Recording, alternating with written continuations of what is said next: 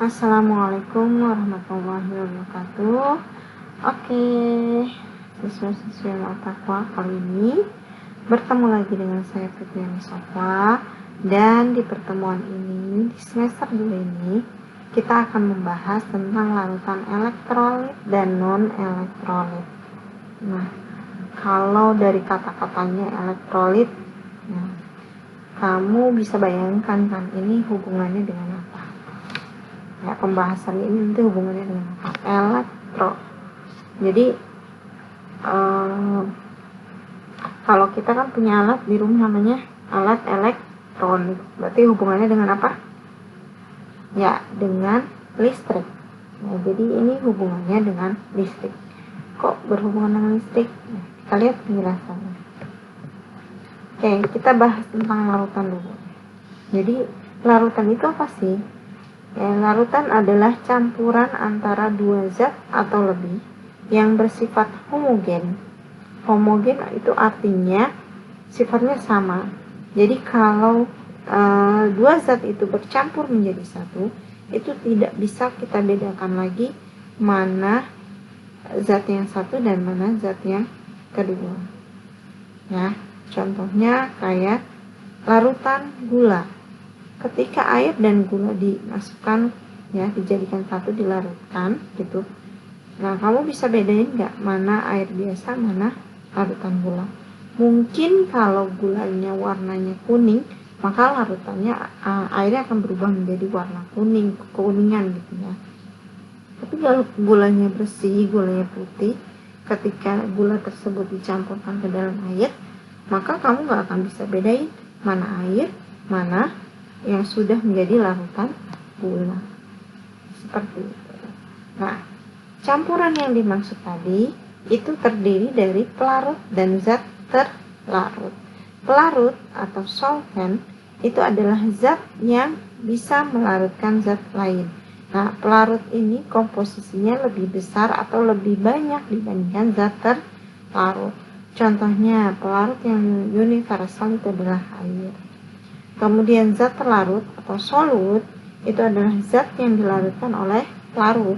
Zat terlarut ini memiliki komposisi lebih sedikit dibandingkan pelarut. Nah, zat terlarut ini biasanya memiliki sifat yang sama seperti pelarutnya. Nah, kalau sifatnya tidak sama, ya tidak akan bersatu, tidak akan berubah menjadi larutan atau tidak akan bercampur. Contohnya kayak minyak sama air, bisa nggak bersatu? Nggak bisa, karena sifatnya berbeda. Air adalah senyawa kovalen polar, sedangkan minyak senyawa kovalen non polar. Jadi kalau yang bisa bercampur dengan air itu adalah biasanya senyawa kovalen polar atau senyawa ion. Oke, contoh zat larut ya banyak, ada gula, garam, ya, dan lain-lain. Nah, kita akan membahas tentang larutan elektrolit. Nah, kamu lihat di sini contohnya, ini adalah ada seorang bapak, dia lagi ngapain nih? Ya, dia lagi mancing atau sedang menangkap ikan, lebih tepatnya. Kalau memancing mungkin pakai alat pancing. Kalau ini dia tidak menggunakan alat pancing. Kamu lihat di belakangnya. Di belakangnya ada seperti tabung, mungkin kayak aki ya. Ya, jadi dia menangkap ikan menggunakan aliran listrik. Nah, sehingga nanti ikan akan tersetrum, kemudian ikannya mati atau ikannya pingsan. Nah, kira-kira si bapak ini dia menyetrum ikannya atau menyetrum airnya? Nah, bagaimana menurut kamu? Menyetrum ikannya atau menyetrum airnya? Kalau misalkan menyetrum ikannya, ketika mau dimasukkan ke alatnya, alat dimasukkan mendekat ikan, mungkin ikan akan kabur. Bisa nggak tersetrum ikannya? Nah, jadi si bapak ini dia mengalirkan listrik itu ke dalam air yang kira-kira ikan itu berada. Nah, air ketika dialirkan listrik, maka listrik ini bisa terhantar ya ke dalam air, sehingga ikan yang ada di dalam air bisa juga merasakan aliran listrik. Akhirnya terserap listrik, kemudian pingsan bahkan mati. Oke. Jenis larutan berdasarkan hantaran listrik. Ya, jadi larutan yang bisa menghantarkan listrik itu ada dua jenis. Ya, berdasarkan hantaran listriknya. Jadi ada yang bisa, ada yang enggak. Yang pertama adalah larutan elektrolit. Larutan elektrolit adalah larutan yang bisa menghantarkan listrik. Nah, larutan elektrolit ini tadi kenapa bisa menghantarkan listrik? Ya, tadi kenapa si bapak ini bisa menangkap ikan dengan mengalirkan listrik ke dalam air? Itu karena terdapat ion-ion yang bergerak bebas di dalam larutan atau di dalam air kali tadi. Nah, zat elektrolit itu mengalami ionisasi di dalam air, kemudian berubah menjadi ion positif atau kation dan ion negatif atau anion. Contohnya seperti ini adalah larutan garam. Ya, ion ketika dilarutkan di dalam air, dia akan berubah menjadi Na+ dan Cl-. Ion-ion inilah yang akan bereaksi ya dengan aliran listrik. Ya, yang lainnya listrik juga sama.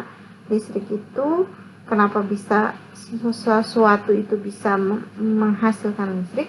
Karena ada elektron yang berlebih atau elektron yang berkurang. Nah, di sini ion-ion ini terbentuk pun karena ada elektron yang hilang dan ada elektron yang bertambah. Nah, ketika elektron itu sama-sama bertemu, maka ya artinya nyambung. Nah, kalau larutan elektrolit diuji dengan alat uji larutan elektrolit seperti ini, nah ini ciri-cirinya, dia akan bisa menyalakan lampu, ya, lampu akan menyala. Kemudian ini elektroda ya, jadi elektroda itu terbuat dari batang karbon atau bisa juga logam. Nah, jadi intinya yang bisa menghantarkan listrik, logam itu bisa menghantarkan listrik, batang karbon juga bisa menghantarkan listrik. Nah, di elektroda kalau ini larutannya ion, jadi listrik kan mengalir ya, sampai ke elektroda juga akan mengalir.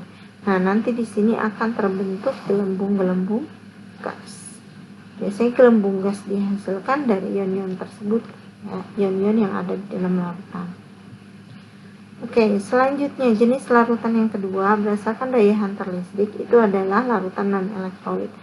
Nah, larutan non-elektrolit ini adalah larutan yang tidak bisa menghantarkan listrik. Ya, jadi larutan non-elektrolit ini tidak bisa menghantarkan listrik karena tidak ada ion-ion di dalam larutan tersebut.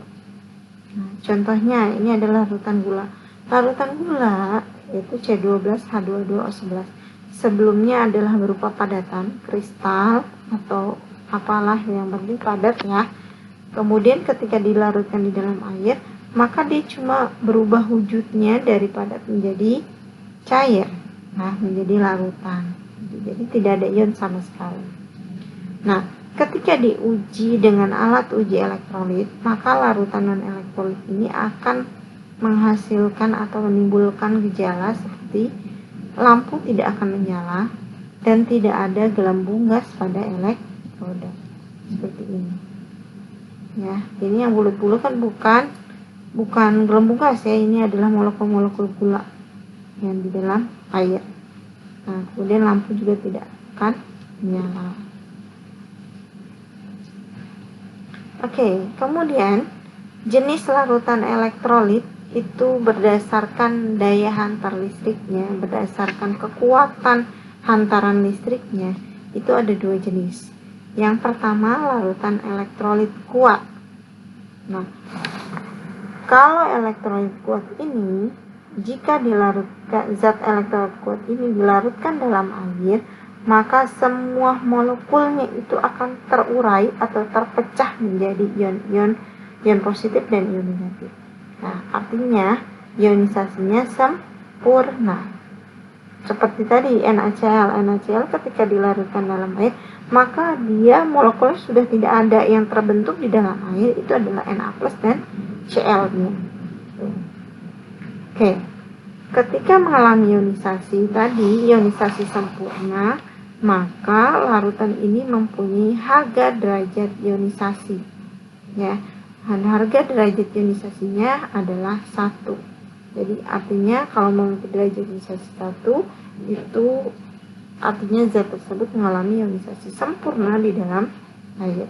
Nah, contoh larutan elektrolit kuat itu adalah larutan garam. Nah, kalau larutan elektrolit kuat diuji dengan alat uji elektrolit, maka dia akan menimbulkan gejala seperti ini. Lampunya akan menyala dengan sangat terang, kemudian gelembung yang dihasilkan pada elektrolit itu banyak. Ya, itu ciri larutan elektrolit kuat. Jadi lampunya menyala terang, gelembung di elektroda itu banyak. Nah, ini adalah contoh senyawa-senyawa yang bersifat elektrolit kuat. Jadi terbentuk dari asam kuat, basa kuat, dan garam. Nah, asam kuatnya ada HCl, HCl3, HCl4, dan sebagainya. Kemudian basa kuatnya ada NaOH, KOH, dan seterusnya. Nah, garam-garam itu jadi senyawa garam itu bukan cuma satu senyawa saja ya, jadi itu adalah nama umum seperti halnya asam atau basa. Jadi garam itu terbentuk dari reaksi antara asam sama basa. Nah, contoh garam ada NaCl, garam dapur, HCl, Ki, dan sebagainya. Ya, jadi kalau elektrolit kuat itu berasal dari senyawa ion dan senyawa kovalen polar. Ingat ya, larutan elektrolit kuat itu berasal dari senyawa ion dan senyawa kovalen polar. Kemudian larutan elektrolit lemah. Jadi kalau elektrolit kuat semuanya terurai menjadi ion-ionnya, elektrolit lemah hanya sebagian molekul yang terurai menjadi ion-ion ketika dilarutkan dalam air. Sehingga karena ionisasinya sebagian, maka nilai derajat ionisasinya itu kurang dari 1, belum sempurna. Ya, kurang dari 1. Contoh larutan elektrolit lemah itu adalah asam cuka, CH3COH, asam asetat namanya. Nama dagangnya asam cuka.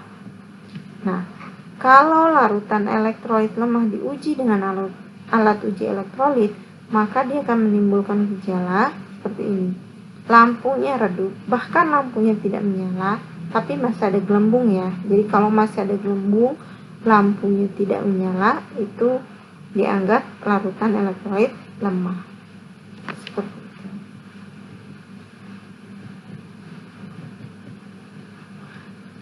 Nah, ini adalah yang tergolong larutan elektrolit lemah.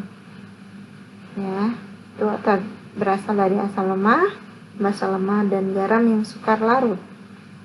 Ya, asam lemah, asam cuka atau asam asetat, CH3COH, asam cyanida, asam karbonat, asam sulfida, kemudian basa lemah ada NH4, amoniak, NOH 2 kali, dan garam-garam yang sukar larut ada AgCl, CaClO4, PbI2, dan sebagainya.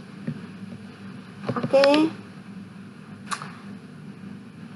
Sampai di sini pertemuan kita tentang larutan elektrolit dan larutan non-elektrolit. Mudah-mudahan apa yang saya jelaskan bisa dipahami. Kalau masih ada yang belum mengerti, bisa ditanyakan ke saya langsung ya, menemui saya atau kamu ketik di kolom komentar. Nah, di pertemuan berikutnya mudah-mudahan kita bisa melakukan percobaan untuk larutan elektrolit ini. Oke, sampai ketemu lagi di pertemuan berikutnya. Tetap semangat. Assalamualaikum warahmatullahi wabarakatuh.